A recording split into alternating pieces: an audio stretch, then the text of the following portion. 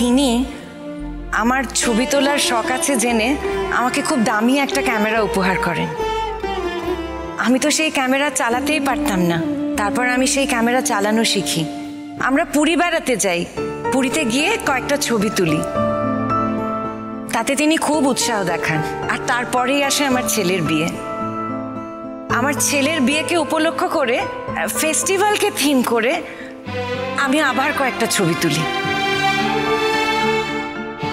ওই বাঙালি বাড়ির উৎসবকে কেন্দ্র করে আর কি। আমি কিন্তু ছবিগুলো ডেভেলপ করিনি, উনিই ছবিগুলো ডেভেলপ করে পাঠান এবং ওনার কাছেই মেল আসে। তিনিই সব আমাকে জানান যে আমার ছবি নির্বাচিত হয়েছে, আর আমি সম্মানিত হচ্ছি। আমরা খুব ওয়ারিড। ওনার অনেকটা সময় চলে গেছে, হার্ট অ্যাটাকের সিমটমসও রয়েছে, কিছু একটা ড্যামেজ হলেও হতে পারে। আমরা ওনাকে ভর্তি করিয়ে নিচ্ছি, তারপরে চেক আপ করব। এর মধ্যে আপনারা যা যা ডকুমেন্টস আছে সেগুলো জমা করে দিন। ইমিডিয়েটলি আপনার বাড়ির লোককে খবর দিন। আমরা এখন দেখব যদি অপারেশন করার দরকার হয় বা স্ট্রেন বসানোর দরকার হয়, তাহলে বাড়ির লোকের কিন্তু ফর্মে সই করতে হবে। তো বাড়ির লোক না এলে পরে সেই প্রসেসিংটা আমরা করতে পারবো না, এটা ফর্মালিটিস। ঠিক আছে? ওকে স্যার, আমরা দেখছি। হ্যাঁ, এক্ষুনি ভর্তির ব্যবস্থা করব। অনির্বাণ, আমরা অ্যাডমিশন করে দিচ্ছি। Please please. স্যার স্যার আপনি খুব তাড়াতাড়ি সুস্থ হয়ে যাবেন স্যার।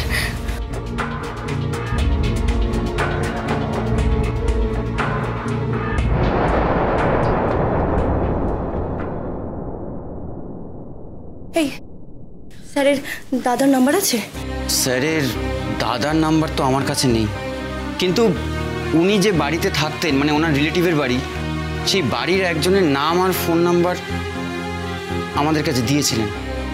কি যেন নাম, হ্যাঁ, কমলিনী মুখার্জি।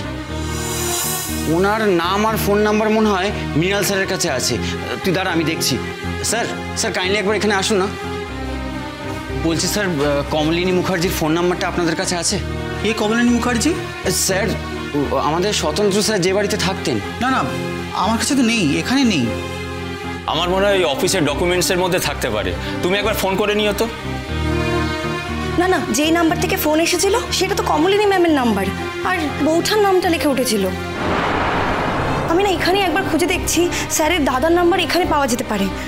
অ্যাকচুয়ালি স্যারের ফোনটা আমার কাছেই আছে। এই ফোনটা আমাকে দে।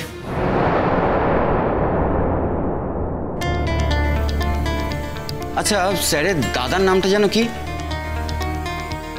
সর্বজিৎ না? হ্যাঁ হ্যাঁ।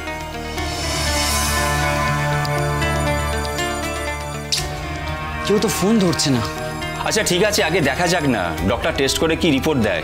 আমরা বরঞ্চ ততক্ষণ একটুখানি ধৈর্য ধরে অপেক্ষা করি।